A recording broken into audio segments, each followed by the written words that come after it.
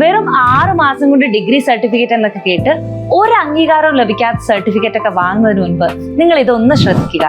കാരണം നിങ്ങൾ വാങ്ങിക്കുന്ന സർട്ടിഫിക്കറ്റ് വെറും ഒരു കടലാസ് കഷ്ണം മാത്രമായി പോകരുത്.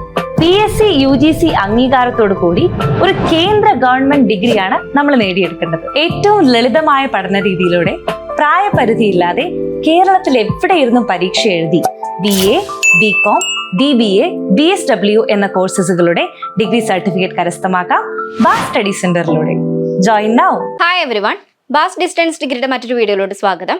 അപ്പോൾ ഇന്നത്തെ വീഡിയോയിൽ നമ്മൾ ഡിസ്കസ് ചെയ്യാൻ പോകുന്നത് ശ്രീനാരായണ ഗുരു ഓപ്പൺ യൂണിവേഴ്സിറ്റിയുടെ 2027 ബാച്ചിന്റെ രജിസ്ട്രേഷൻ സ്റ്റാർട്ട് ചെയ്തിട്ടുണ്ട്. അപ്പോൾ രജിസ്ട്രേഷൻ എന്തിനാണ് നമ്മൾ രജിസ്ട്രേഷൻ ചെയ്യുന്നത് എന്നുള്ള കാര്യങ്ങളാണ് ഇന്നത്തെ വീഡിയോയിലോട്ട് ഡിസ്കസ് ചെയ്യുന്നത്. അപ്പോൾ ഡീറ്റെയിൽ വീഡിയോയിലോട്ട് പോവാം.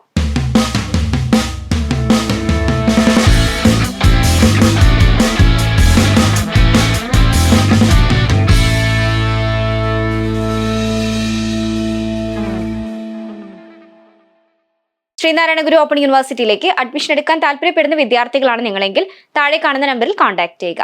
അപ്പം നമ്മൾ പറഞ്ഞതുപോലെ തന്നെ ശ്രീനാരായണ ഗുരു ഓപ്പൺ യൂണിവേഴ്സിറ്റിയുടെ 2027 ബാച്ചിന്റെ രജിസ്ട്രേഷൻ സ്റ്റാർട്ട് ചെയ്തിട്ടുണ്ട്.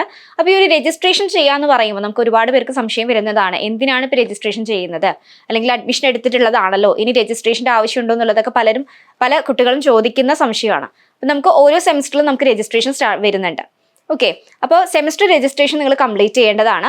രജിസ്ട്രേഷൻ ചെയ്യുമ്പോഴാണ് നമുക്ക് ID കാർഡും അതുപോലെ തന്നെ നിങ്ങൾക്ക് ഏതൊക്കെ സബ്ജക്റ്റ് ആണ് ചൂസ് ചെയ്യേണ്ടതെന്നുള്ള കാര്യങ്ങളൊക്കെ രജിസ്ട്രേഷനിലൂടെയാണ് നിങ്ങൾക്ക് മനസ്സിലാക്കാൻ വേണ്ടി സാധിക്കുക.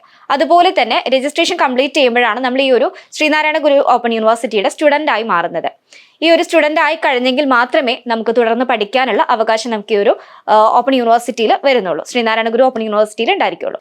അപ്പം സർട്ടിഫിക്കറ്റും കാര്യങ്ങളൊക്കെ കംപ്ലീറ്റ് ആയിട്ട് ചെക്ക് ചെയ്യുക. ഇനിയിപ്പോൾ അതിൽ എന്തെങ്കിലും മിസ്റ്റേക്ക് ഉണ്ടെങ്കിൽ അതൊക്കെ കറക്റ്റ് ചെയ്തതിന് ശേഷം മാത്രം രജിസ്ട്രേഷൻ ചെയ്യാൻ വേണ്ടി സാധിക്കുള്ളൂ. അതുപോലെ തന്നെ നമ്മൾ കഴിഞ്ഞ വീഡിയോസിലൊക്കെ പറഞ്ഞിട്ടുണ്ടായിരുന്നു നിങ്ങളുടെ ആധാർ നമ്പറും അതുപോലെ തന്നെ ഫോൺ നമ്പറും ലിങ്ക് ചെയ്തിരിക്കണം എന്നുള്ളത്.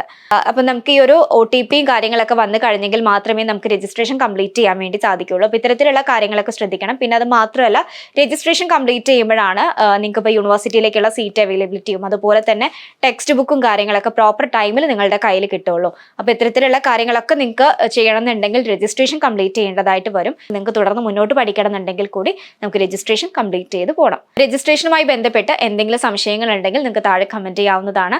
ഇതുപോലുള്ള മറ്റൊരു യൂസ്ഫുൾ വീഡിയോയുമായി വീണ്ടും കാണാം. താങ്ക്